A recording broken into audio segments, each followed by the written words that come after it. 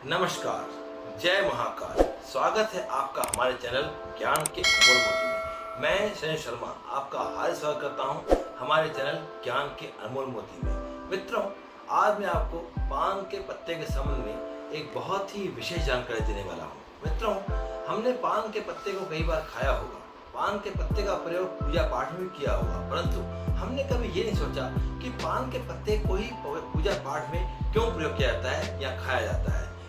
People का पत्ता, बरगद का पत्ता, ये सब क्यों नहीं पूजा पाठ में प्रयोग होते हैं। इस संबंध में मैं आपको एक पौराणिक कथा भी सुनाऊंगा और आपको एक ऐसा चमत्कारी उपाय बताऊंगा जिससे आपके जीवन में खुशियां आएंगी, रोजी रोजगार में वृद्धि होगी और आपकी सारी मनोकामनाएं पूर्ण होंगी। मित्रों, मैं आपको जानकारी दूं इससे पहले मेरा निवेदन है कि आप हमारे चैनल को लाइक, सब्सक्राइब और शेयर अवश्य कर दीजिए, जिससे आपको हमारी वीडियो जल्दी जल्दी प्राप्त हो सके। मित्रों, पान का पत्ता जो स्वतः ही हमारे आसपास पान की दुकानों पर मिल जाता है। पूजा पाठ में भी कई बार हमने पान के पत्ते को भगवान पर चढ़ाया है, परंतु हमने कभी ये नहीं सोचा कि पान के पत्ते की उत्पत्ति कहाँ से हुई, यह कहाँ से आया।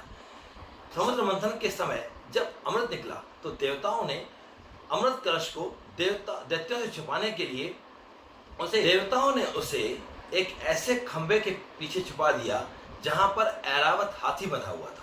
जब उन्होंने उस अमृत कलश को वहां पर रखा तो अमृत कलश की कुछ बूंदें वहां गिर गईं, जिसके कारण वहां एक बेल उत्पन्न हो गई और उस बेल में कुछ पत्ते निकल आए।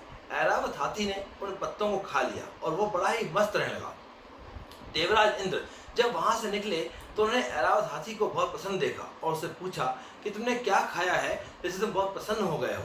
ऐरावत हाथी ने कहा कि यह खंबे के पास जो बेल निकल आई है उसमें जो पत्ते हैं वह मैंने खाए हैं और उससे मैं प्रसन्न हो गया हूँ। देवराज इंद्र ने उन पत्तों को देखा और उन्होंने उस पत्तों को खाया और वे भी बहुत प्रसन्न रहने लगे। कुछ समय के पश्चात वहां से दलिता देवी जो लक्ष्मी जी की बड़ी बहन है वहां से निकली और उन्होंने उस पान के पत्ते को तोड़कर अपने मुख में लगा लिया, अर्थात जूठा कर दिया और वहां चली गई। यह बात धीरे धीरे भगवान ब्रह्मा और भगवान विष्णु तक पहुंची। तब भगवान ब्रह्मा ने कहा कि देवताओं, इस पान के पत्ते में मध्य भाग में लक्ष्मी जी का निवास होगा और जो इसके तने होते हैं, आपने देखा होगा कि पान के पत्ते के पीछे तने उगे होते हैं, अर्थात डंडियां होती हैं, उन डंडियों में कामदेव का निवास होगा। परंतु क्योंकि दलिता देवी ने इसे अपने मुख से छू लिया है, इसीलिए इसका आगे और पीछे का भाग में दलिता का निवास होगा। भगवान विष्णु ने कहा कि यह पान का पत्ता हम देवताओं को भी पूजन में काम आएगा, परंतु खंडित पान अर्थात टूटा हुआ पान जिसका आगे और पीछे का भाग टूट गया हो, जो खंडित हो गया हो, वह कभी भी हम पर नहीं चढ़ाया जाएगा। मित्रों, यह तो थी पौराणिक कथा।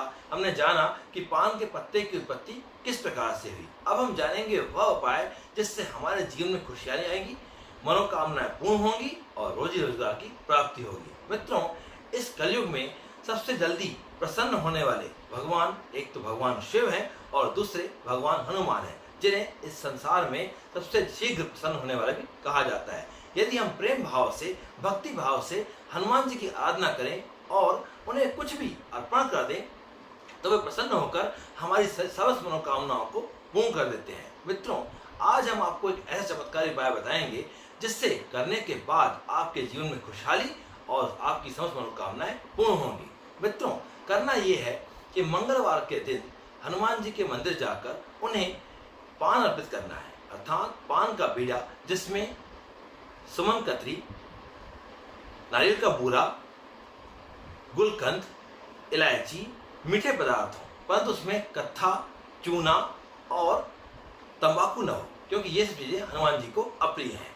पूजा पाठ की वस्तुओं में ऐसी अशुभ चीजों का प्रयोग करना वर्जित माना गया है। मित्रों, हम पान को बहुत ही सुगंधित और मीठा करके हनुमान जी के सामने आकर उनकी विधि विधान से पूजन करके उनको अर्पण करेंगे और कहेंगे कि हे हनुमान जी, जिस प्रकार से यह मीठा पान मैं आपको अर्पण कर रहा हूँ, उसी प्रकार से आप मेरे जीवन में मिठास भर दीजिए। इस प्रकार से प्रार्थना करने के पश्चात हम हनुमान जी की विधि विधान से प्रार्थना करेंगे, पूजा करेंगे।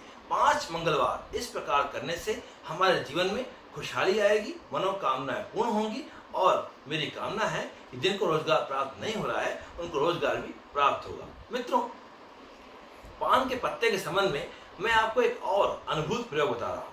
कभी कभी हम देखते हैं कि दुकान, व्यापार आदि प्रतिष्ठान में काफ़ी मेहनत करने के बाद भी हमारी बिक्री कम हो जाती है। मित्रों, कभी कभी कोई दुश्मनीवश या ईर्ष्या या द्वेषवश हमारी दुकान को बांध देता है, जिससे हमारी दुकान प्रतिष्ठान में ग्राहकों के आने में कमी हो जाती है। इससे हम जीते जाते हैं, परंतु इसका एक बहुत ही सरल उपाय है। क्या है? शनिवार के दिन 5 पीपल के पत्ते और 8 पान के पत्ते जिनमें डंडियां लगी हों, उन्हें एक ही धागे में प्रातः काल बांधकर दुकान की पूर्व दिशा में टांग देना है। मित्रों, ध्यान रखिए, शनिवार के दिन प्रातः काल 5 पीपल के पत्ते और 8 पान के पत्ते एक ही धागे में बांधकर पूर्व दिशा में बांध देना है और भगवान से प्रार्थना करनी है कि हे प्रभु, हमारे दुकान को जिसकी नजर लग गई हो वह नजर दूर हो जाए। इस प्रकार प्रार्थना करके शनिवार के दिन उसे बांध देना है। इस प्रकार 5 शनिवार करने पर अवश्य ही व्यापार में, बिक्री में वृद्धि होती है। पुराने पत्तों को नदी में प्रवाहित कर दें। मित्रों, जिस पान के पत्ते को हम बहुत ही साधारण रूप से देखते हैं, उसके मैंने आपको आज बहुत ही 2 अनुभूत प्रयोग बताए हैं। आगे भी मैं आपको अनुभूत प्रयोग बताता रहूंगा। आप हमारे चैनल को सब्सक्राइब, लाइक और शेयर जरूर कीजिए। आज के लिए इतना ही। जय महाकाल।